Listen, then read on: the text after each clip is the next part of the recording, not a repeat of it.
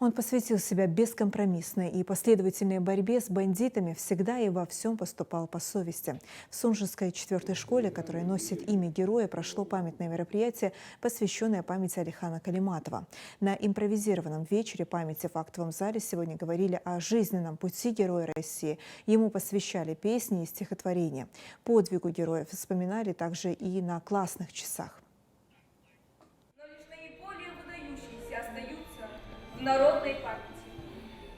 Один из таких личностей был ингушский сын Алихан Макшарипович Калиматов, бесстрашный патриот, беспощадный проводник и защитник интересов своего народа, за что и отдал самое дорогое – свою жизнь.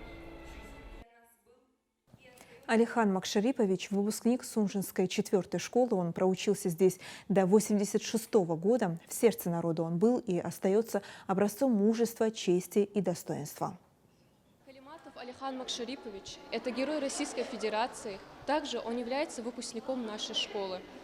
Наша школа с 2007 года с гордостью и честью носит его имя. Наши ученики, маленькие, взрослые, все с гордостью равняемся на него. Все время о нем помним и чтим его память.